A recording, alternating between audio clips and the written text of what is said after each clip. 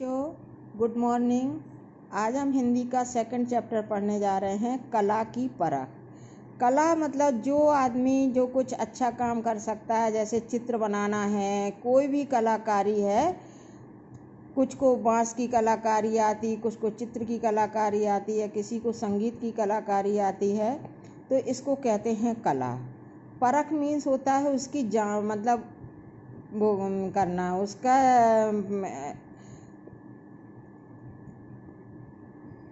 कद्र करना। तो इस पाठ में हमारी यही बताया गया है कि कला जो है वो अनमोल होती है। जब कला करने वाले का सम्मान नहीं होता है तो वह निरंतर हताश हो जाता है। तो इसमें इसी पाठ में बताया गया है कि किसी नगर में एक चित्रकार रहता था। वह अपने बुरुश और रंगों की सहायता से तरह तरह के चित्र बनाता था। चित्र इतने सुंदर होते थे कि ये लगता था सजीव हैं, जैसे बोल पड़ेंगे अभी। पर उसकी कोई कद्र नहीं करता था, ना कोई उसको खरीदने के लिए तैयार होता था। यहाँ तक कि जो चित्रकार था वो भूखों मरने के लिए फिरता था।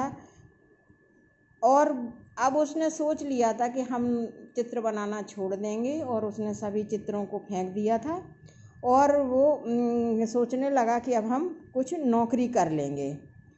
तो जो देवदूत होते हैं, एक कल्पना की जाती है कि स्वर्ग है, स्वर्ग में देवदूत होते हैं, और हमारी विद्या की देवी हैं या संगीत की देवी हैं, कला की देवी हैं, वो हैं सरस्वती माता। तो उन्होंने देवदूतों ने सरस्वती माता से जा के कहा और पूरी कहानी सुनाई। तो सरस्वती माता ने सोचा कि अगर इस तरह से कला की कद्र नहीं हुई तो मुझे भी कोई नहीं पूछेगा है। और यही सोचते सोचते चित्रकार ने निश्चय किया कि वह कोई चित्र नहीं बनाएगा। फिर भी वह उठकर उसने चित्र बनाना शुरू कर दिया, और 1 घंटे में उसने चित्र खरीद लिया। और उसने सोचा था इस चित्र को तो कोई अवश्य खरीद लेगा, और अपने घर से निकल पड़ा। और वो इतना भूखा था कि वो भूखा चलते चलते चलते चलते आगे बेहोश होके गिर पड़ा। एक दुकानदार था जिसकी दुकान के सामने वो बेहोश होकर गिर पड़ा था। उसने उसको उठाया और उसको चित्रकार को जब होश आया तो वह जाने लगा। दुकानदार ने पूछा, भाई तुम्हारी ये हालत कैसे हो गई? तो उसने पूरा किस्सा बताया। तो उस दुकानदार को दया आ गई और उन्होंने उस तस्वीर को खरीद लिया।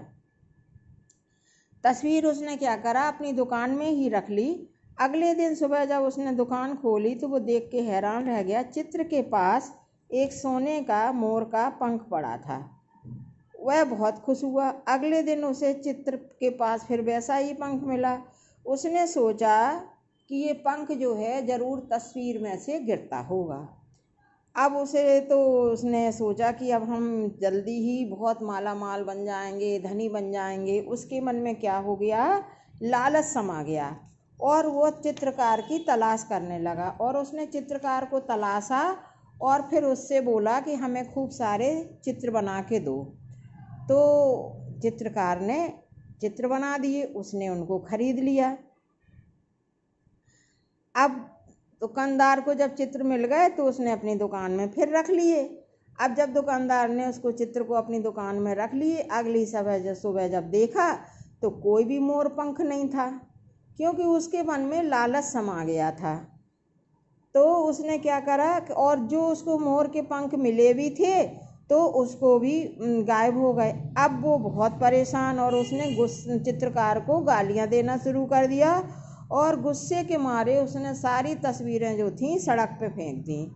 वहीं से एक घुड़सवार निकल रहा था। उन्होंने देखा कि अरे इतनी सुंदर तस्वीरें, और वह अपने चित्रों को अपने साथ उठाकर लेकर चला गया। अब वह घुड़सवार कोई नहीं था, राजा था। तो जब राजा ने यह देखा कि मेरे घर में, मेरे राज्य में इतना सुंदर चित्रकार है जो चित्र बनाता है, और मैंने कभी चित्र को कला यानी उसकी कला की कोई कद्र ही नहीं की, और चित्रकार के लिए घोषणा करवा दी और वह राजा से मिलने गया। राजा ने कहा कि तुम इतने महान कलाकार हो, आज से मैं दरबार का चित्रकार नियुक्त करता हूँ। और चित्रकार की खुशी का ठिकाना न रहा। वह प्रसन्न मन से घर लौट आया और कला क्या है, अनमोल